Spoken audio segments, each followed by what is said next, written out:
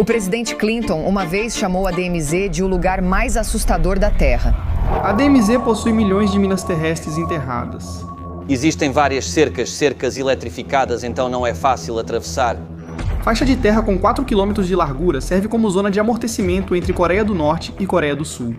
Ninguém jamais ousa atravessar isso para escapar da Coreia do Norte, pois sabem que o menor passo em falso levará à morte instantânea. Isso foi até que um guarda norte-coreano ficou desesperado o suficiente para tentar. Para a segurança desse homem, vamos chamá-lo de Park.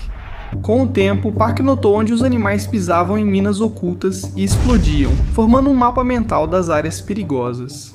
Escapar pela DMZ é uma das formas mais raras de fugir. Coreia do Norte, já que apenas um punhado de pessoas é conhecido por ter conseguido atravessar lá cada ano, 2025 já havia registrado um número recorde de tentativas de fuga bem-sucedidas. Park acreditava que tinha uma oportunidade única, pois havia memorizado um caminho para a liberdade, e agora estava prestes a arriscar a vida para ver se seu mapa estava correto. Às 7 da manhã do dia 19 de outubro de 2025, Park se afastou de seu posto de guarda, alegando que precisava usar a latrina. A latrina ficava bem ao lado de onde estava a primeira linha de cerca elétrica. Essa cerca elétrica é a primeira medida preventiva para impedir que norte-coreanos tentem escapar. Mas este ano, em 2025, a rede elétrica da Coreia do Norte tem falhado. Frequentemente, a voltagem elétrica da cerca é baixa ou até desligada para economizar dinheiro e energia. Park então usa um pedaço velho de pneu de borracha para testar se a cerca está ligada ou não. A cerca zune quando a borracha a toca, mas o som é bem fraco. Park cava rapidamente um pequeno buraco sob a cerca, onde a água já havia levado um pouco de terra. Ele usa a borracha grossa para levantar a parte de baixo do fio, criando espaço suficiente para deslizar por baixo sem encostar a pele. Park então consegue passar e agora entrou na zona desmilitarizada, que tem 4 km de largura. Park sabe que precisa avançar o máximo possível na DMZ rapidamente, antes que os outros guardas retornem aos postos. Ele percebeu que nas manhãs de domingo sempre havia uma pausa de 15 minutos das 7H às 7H15. Durante a troca de turno, os guardas demoravam para retornar às posições. E os domingos tinham outra vantagem. A maioria dos soldados passava a noite de sábado bebendo, ficando sonolentos e menos atentos na manhã seguinte. Não era uma grande oportunidade, mas era a melhor que Park conseguiria. Já são 7h05 agora, e ele sabe que o tempo está passando rápido. O primeiro obstáculo que Park enfrenta na DMZ são os novos obstáculos antitanque construídos nos últimos anos. Acredita-se que essas paredes tenham de 4 a 5 metros de altura e até 2 metros de espessura, projetadas para impedir que tanques teóricos do Sul invadam a Coreia do Norte. Como as paredes não se estendem por toda a fronteira, obviamente há brechas onde você esperaria que Park se aventurasse, mas os engenheiros dessas paredes não deixaram brechas por conveniência, eles deixaram brechas para canalizar o inimigo. Os espaços entre as paredes, chamados kill boxes, são as áreas com mais minas terrestres recentes. Park preferiu arriscar levar um tiro de um atirador de elite ao escalar o muro do que a grande chance de pisar em uma mina terrestre. Contornando, ele encontra um apoio no concreto áspero e começa a subir rapidamente. Escalar o muro o deixou brutalmente exposto, e ele esperava tiros no momento em que chegasse ao topo, mas ele se puxou para cima do concreto e caiu do outro lado. E para sua surpresa, ele não ouviu nada. Nenhum grito, nenhum tiro, nenhum alarme. Por enquanto, pelo menos, ele ainda não foi visto. Park agora havia entrado no setor central da DMZ, que tem a maior concentração de minas terrestres. Testando. A memorização dos locais das minas terrestres agora será a diferença entre a vida e a morte para ele. Ele avançava cautelosamente, centímetro a centímetro, agachado na grama alta. Cada passo parecia uma roleta russa, e as horas se arrastavam em um silêncio tenso e cheio de medo. De repente, uma explosão enorme rompeu o silêncio. Atrás dele, um javali selvagem havia pisado em uma mina terrestre a apenas 200 metros. A explosão confirmou duas coisas de uma vez só. As minas estavam realmente ativas, e além disso, os guardas na fronteira agora estariam focados na explosão, não nele. Aproveitando esse momento de distração, Park se forçou a andar mais rápido. Se ele quisesse ganhar alguma distância, agora era a chance dele. Park agora cruza a linha de demarcação militar, também conhecida como LDM. Essa é a linha invisível no centro da DMZ, o que significa que Park está tecnicamente na Coreia do Sul, mas ainda está em uma zona de extremo perigo. Do lado sul-coreano, um dispositivo de radar térmico começou a captar uma assinatura de calor incomum. Os militares sul-coreanos perceberam que a assinatura de calor não era de um servo, era de um homem, movendo-se ereto, desarmado, sozinho e rastejando pela vegetação densa.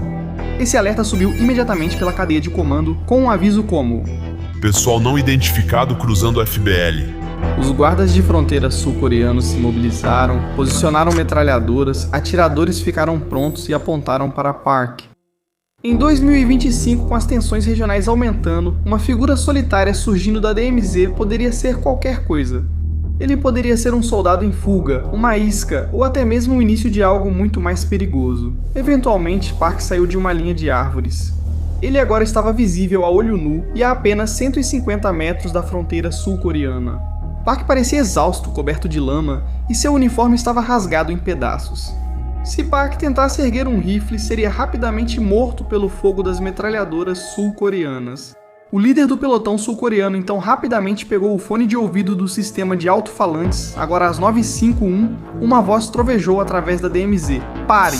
Fique parado, não se mova.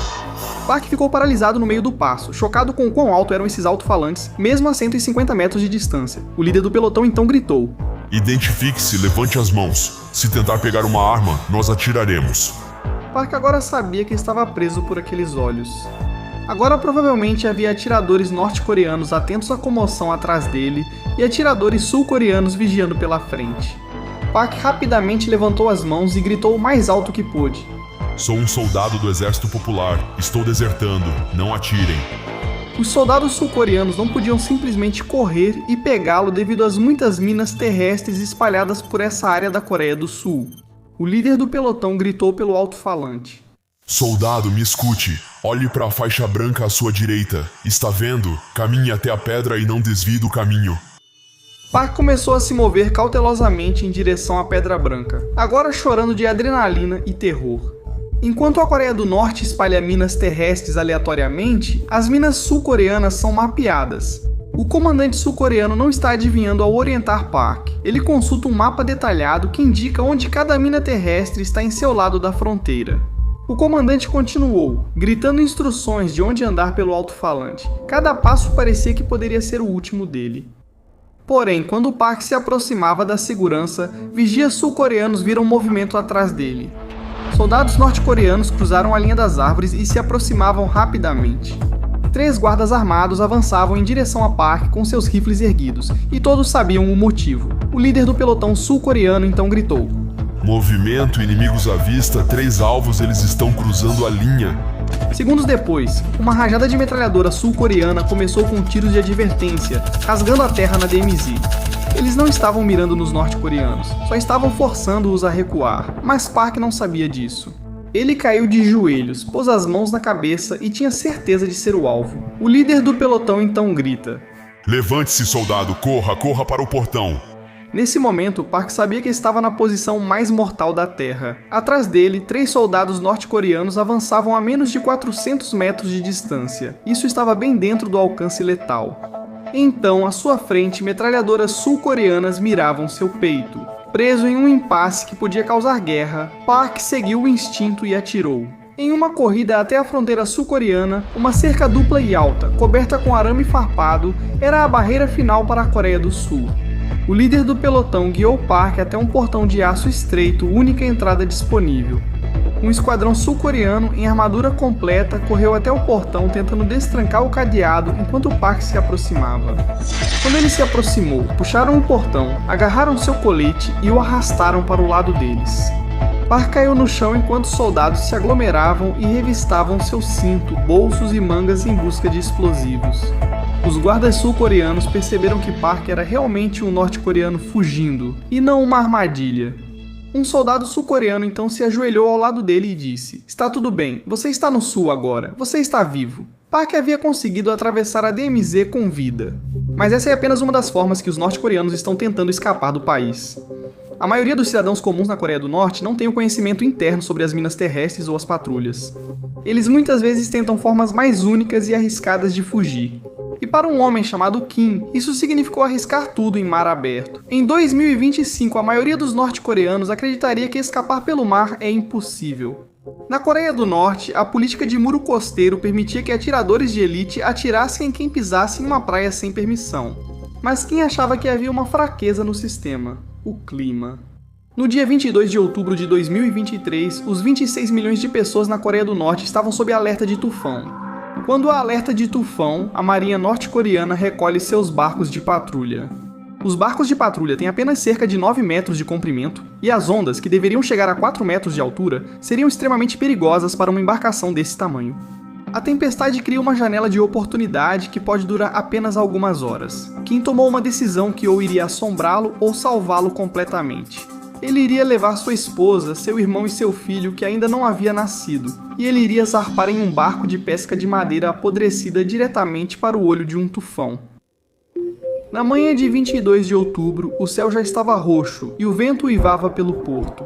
A ordem do capitão do porto era que todas as embarcações retornassem e prendessem suas amarras. O capitão Kim foi ao pier, onde seu barco estava atracado com os guardas armados. No posto de controle, ele parecia só mais um pescador checando as amarras do barco. Antes do tufão chegar, ele não carregava nenhuma bagagem ou comida, apenas sua bolsa de ferramentas habitual.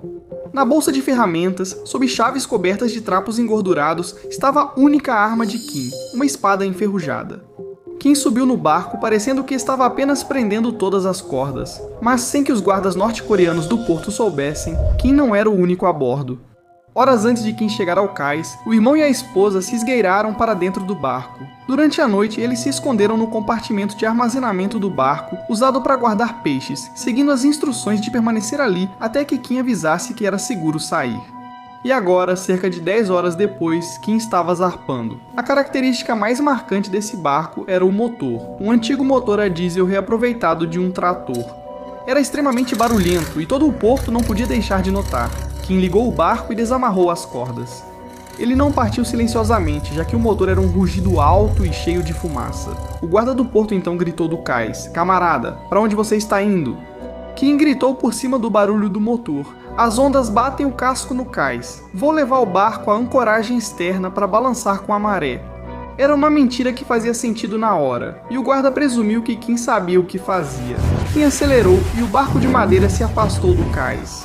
Ele saiu lentamente do porto e manteve a velocidade baixa para não levantar suspeitas. Mas assim que passaram pelo quebra-mar, o oceano os atingiu com força. A primeira onda do swell do tufão levantou o barco cerca de 2 metros no ar e depois o jogou violentamente para baixo. Kim não virou em direção à ancoragem externa, ele girou o leme com força para o oeste e apontou para o oceano aberto. A cortina de chuva então começou a desabar sobre eles. Mesmo em uma tempestade forte, as estações de radar norte-coreanas poderiam detectar um alvo se ele estivesse perto o suficiente.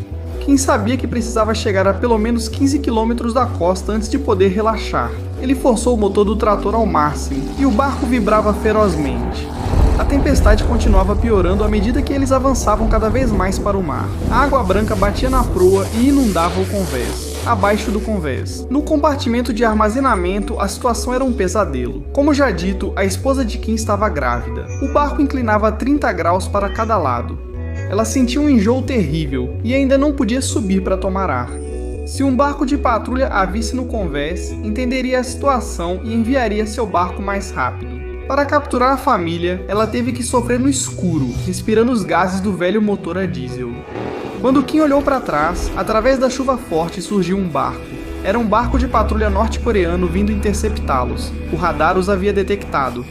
Kim segurou firme o leme, sabendo que estava prestes a entrar em uma perseguição, mas era uma perseguição da qual ele sabia que não poderia escapar. Seu barco só fazia 8 nós, enquanto o barco de patrulha norte-coreano podia chegar a 40 nós. Kim esperava que rajadas de metralhadora viessem em sua direção a qualquer momento, mas então o oceano interveio. Uma enorme sequência de ondas, com cerca de 5 metros de altura, avançou em direção a Kim. Ele sabia que ser pego pelo barco de patrulha ou afundar nas ondas levaria ao mesmo resultado, a morte. Para os guardas norte-coreanos no barco de patrulha, isso não precisava ser uma situação de vida ou morte. O capitão do barco de patrulha então começou a decidir se valia a pena potencialmente virar o navio e matar sua tripulação. Para pegar um pescador maluco, o barco de patrulha então diminuiu a velocidade. Ele começou uma grande e ampla curva de volta para a costa. Eles desistiram da perseguição, achando que a tempestade faria o trabalho. Kim viu o navio cinza sumir na chuva. Eles estavam a salvo do regime, mas agora estavam em guerra. Com o oceano já há 3 horas, a escuridão caiu. Agora eles estavam no meio do Mar Amarelo. Não só as ondas eram montanhosas, como também estavam praticamente invisíveis, no breu total. Eles só podiam sentir o barco subindo, ficando suspenso sem peso por 1 ou 2 segundos, e então despencando no abismo. Então, aconteceu a pior coisa possível. O motor começou a engasgar, tossiu 2 vezes e depois morreu. Silêncio. Sem o motor, o barco perde a capacidade de manobrar contra as ondas. Ele virou de lado, ou seja, ficou de lado em relação à ondulação. É exatamente assim que barcos afundam. Se uma onda grande atingir o barco de lado, há uma grande chance de que ele vire e afunde. Kim então gritou para o irmão: "Levanta, pega os baldes!" A esposa e o irmão saíram correndo do compartimento de armazenamento com baldes nas mãos. Água fria do mar invadia o barco, e o irmão e a esposa tiravam-na freneticamente com baldes. A esposa ficou exausta demais para continuar, então ela se amarrou ao mastro do barco para não cair no mar. Enquanto isso, Kim estava na casa de máquinas tentando fazer o motor funcionar apenas com uma pequena lanterna. Ele precisou desmontar o filtro do motor, pois estava entupido com lodo do oceano. Enquanto fazia isso, o barco balançava 45 graus e ele estava ficando coberto de óleo diesel. Ele usou a boca para soprar o lodo para fora do filtro, engolindo goles de combustível tóxico no processo. Ele vomitava tudo e imediatamente voltava ao trabalho. Se não conseguisse consertar o motor, o barco continuaria à deriva com as correntes. A região do Mar Amarelo onde estavam indicava que o barco provavelmente voltaria à deriva para uma praia norte-coreana. Pela manhã, Kim finalmente remontou o filtro e começou a bombear a manivela para tentar ligar o motor. Ele engasgava, mas o motor não pegava completamente. Kim então colocou toda a energia que ainda tinha em girar o motor e finalmente o motor rugiu e pegou. Kim correu de volta para o leme e virou a proa contra as ondas para endireitar o barco. O motor agora estava funcionando, mas Kim não fazia ideia de para onde estava indo. Em 2023, a Coreia do Norte começou a bloquear sinais de GPS no Mar Amarelo para confundir os drones sul-coreanos. O GPS portátil barato de Kim então se tornou inútil por causa da interferência no sinal. A noite parecia interminável, cada hora parecia durar semanas. Eles estavam tendo alucinações de tanto cansaço, achando que navios estavam vindo em sua direção, quando na verdade era só imaginação. Mas então, por volta das 4 da manhã, o vento começou a diminuir, o tufão estava passando, e as ondas começaram a ficar mais calmas. Foi então que o irmão de Kim avistou algo no horizonte. Não era uma estrela, e sim uma luz piscando. As boias norte-coreanas costumam ser fracas ou apagadas para poupar bateria. Essa boia era vermelha brilhante, mas quando se aproximaram, viram que era NLL, que significa Linha Limite do Norte. Eles cruzaram a boia e entraram em águas sul-coreanas, ainda sem conseguir ver terra. Esse foi, na verdade, um dos momentos mais perigosos no escuro. Um navio sul-coreano poderia confundi-los com uma embarcação espiã norte-coreana. Sem sinalizar rendição, poderiam ser destruídos pela marinha sul-coreana. Kim então reduziu o motor para a marcha lenta e eles derivaram para as águas sul-coreanas, esperando o sol nascer. O amanhecer finalmente chegou às 5h30. O nascer do sol foi lindo, mas eles tremiam incontrolavelmente e estavam encharcados de óleo diesel. Mas à distância, eles viram algo com que só haviam sonhado. Uma forma enorme ficou visível saindo da neblina. Era um destroyer sul-coreano, semelhante a uma nave espacial comparado ao barco de madeira deles, vindo diretamente em sua direção. Kim pegou uma lona plástica branca e começou a acená-la, sinalizando rendição. O destroyer diminuiu a velocidade. Ao lado, um alto-falante soou em coreano. Desliguem o motor, mãos na cabeça. Kim desligou o motor e o som do velho motor a diesel finalmente parou. O silêncio da manhã era lindo. Os militares sul-coreanos a bordo ajudaram Kim, seu irmão e sua esposa a embarcar no destroyer, e eles finalmente foram libertados. Esta história é apenas mais um exemplo dos grandes esforços que muitos norte-coreanos fazem para tentar escapar em 2025. Fugir da Coreia do Norte virou privilégio dos ricos e risco de vida para o cidadão comum. Historicamente, cruzar a fronteira norte para a China e Rússia era o modo mais comum de escapar do norte. Coreanos pagavam milhares de dólares a contrabandistas para cruzar secretamente os rios Yalu e Tumen rumo à China.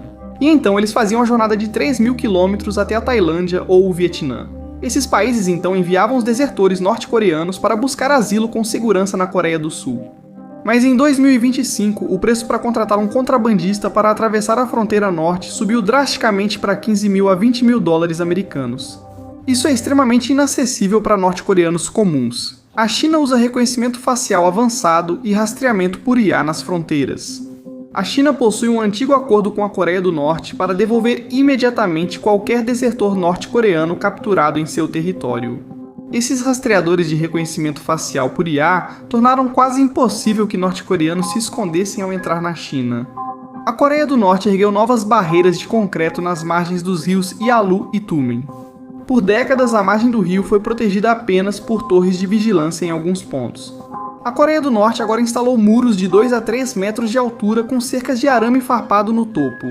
Tudo isso tornou a rota típica de fuga da Coreia do Norte mais difícil do que nunca. Mas então, do nada, o regime abriu uma nova porta. Eles chamaram isso de Grande Assistência Patriótica. Funcionários norte-coreanos informaram a Rai e outros 1.500 membros do batalhão Storm Corps que eles iriam à Rússia combater imperialistas. Essa missão era para conquistar glória e moeda forte para sua pátria, a Coreia do Norte. Dias depois, Ri embarcou com colegas soldados em um trem em Honghung rumo à Rússia. As janelas estavam cobertas de preto, impedindo que vissem o exterior. Oficiais militares norte-coreanos circulavam pelos trens, ministrando palestras sobre as fraquezas do inimigo ocidental. No caso, a Ucrânia. Aos soldados norte-coreanos foi prometido muita comida, equipamentos modernos e um salário que deixaria suas famílias ricas. Mas quando Ri chegou à linha de frente da guerra entre Rússia e Ucrânia, metade do seu pelotão já sofria de desnutrição. A promessa de equipamentos modernos também era uma mentira. Enquanto as tropas militares russas carregavam bloqueadores de guerra eletrônica e ópticas termais, as unidades de apoio norte-coreanas receberam AK-40 e 7S reformados dos anos 1980 e botas de borracha que congelavam na neve. A coisa mais assustadora para Ri, porém, não era o frio, era o céu. Na Coreia do Norte, o céu é vazio. Mas nesta guerra, o Ar-Zune com drones FPV ucranianos observando cada movimento deles. De repente, um enxame de drones ucranianos apareceu, lançando explosivos. Ri e seus companheiros de soldado viram o líder da unidade ser vaporizado por explosivos enquanto tentava atirar em um drone com seu fuzil. Os oficiais russos próximos também não ajudaram em nada. Eles recuaram para seus veículos blindados e foram embora, deixando os norte-coreanos completamente sozinhos. Deitado na terra e limpando a fuligem dos olhos, Ri percebeu a verdade. Ele não era um soldado valorizado ali. Estava sendo usado como escudo humano. 2 noites depois, o caos da guerra deu uma chance a Ri. Um forte avanço ucraniano deixou a linha de Ri sem acesso direto à ajuda ou rota de fuga. A cadeia de comando russa desmoronou, e Ri só ouvia gritos russos em pânico no rádio, idioma que ele nem entendia. Sua unidade, conhecida como Terceira Companhia, estava dispersa nas densas florestas ao norte do Rio Céu. Os oficiais da sua unidade ordenaram que, em caso de captura, detonasse sua granada. Não traga vergonha para o Estado. Eles estavam basicamente dizendo: não permita ser capturado com vida. Ri estava sentado em sua trincheira, congelando, com os joelhos puxados contra o peito. Ele tocou a granada presa ao seu colete. O metal estava gelado contra seus dedos. Ele pensou em sua mãe em Haesan, na Coreia do Norte. Se ele morresse ali, ela receberia um certificado de herói e um saco de arroz. Se ele se rendesse, ela seria mandada para um campo de prisioneiros. Os norte-coreanos sussurravam quando seus comandantes não viam. Um homem dizia que os sul-coreanos estavam do outro lado. Na Ucrânia, eram diplomatas sul-coreanos, não soldados. Ele disse que se você conseguir chegar até os ucranianos, eles não vão te mandar de volta para Pyongyang, eles vão te mandar para Seul, na Coreia do Sul. Isso parecia um conto de fadas para Ri e seus companheiros soldados norte-coreanos, mas enquanto a artilharia trovejava ao redor deles e se aproximava cada vez mais, Ri tomou sua decisão. A decisão de Ri não começou com passos, mas com um som. Era um zumbido baixo e elétrico pairando diretamente acima de Ri. Nessa cratera, contra a luz cinzenta da lua, ele viu a silhueta de um quadricóptero. Normalmente, isso significaria um momento de morte. O drone soltaria uma granada e Ri estaria acabado. Ri lentamente afastou a mão do fuzil. Em seguida, ele se levantou. Suas pernas tremiam forte, não só pelo frio. Ele estava em silhueta exposta em uma zona de morte, levantou as 2 mãos acima da cabeça, sinalizando que queria se render.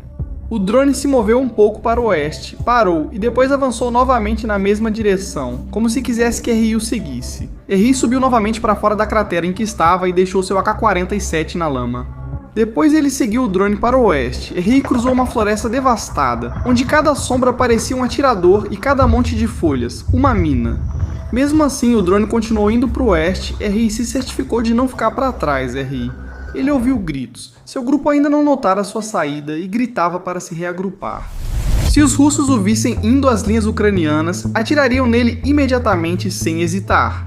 Os russos tinham a tarefa de impedir que isso acontecesse, e estavam armados com metralhadoras. Caso acontecesse, de repente, um sinalizador explodiu acima. Ela iluminou a floresta com luz alaranjada. Ri se jogou atrás de uma bétula caída e se abaixou para se proteger. Balas cortaram os galhos acima.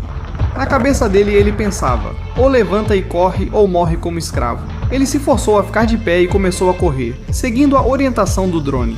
Ao sair da linha das árvores, avistou o contorno de uma casa de fazenda em ruínas, que na verdade era um posto operacional ucraniano.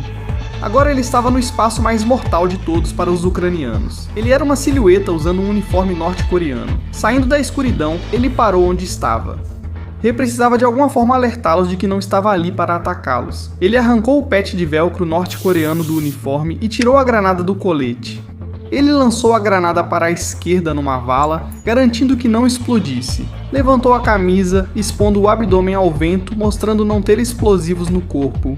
Ele havia aprendido a frase americana I surrender, assistindo a filmes piratas na Coreia do Norte. Gritou isso o mais alto que pôde. Um holofote então o cegou. Pare! Gritou a voz em russo.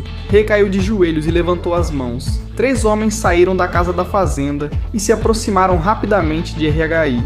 Seus rostos cobertos por máscaras e óculos de visão noturna. Um se aproximou de RI, apontando o rifle para seu peito e revistou Ri de forma agressiva. Ele encontrou um coldre vazio, o caderno no bolso e uma foto da família de Ri. O soldado ucraniano então falou no rádio e perguntou a Ri: "Coreano? Ri?" Ele assentiu rápido, norte-coreano, norte-coreano. O soldado ucraniano baixou o rifle do peito de Ri. Soltaram suas mãos e o levaram para a casa da fazenda.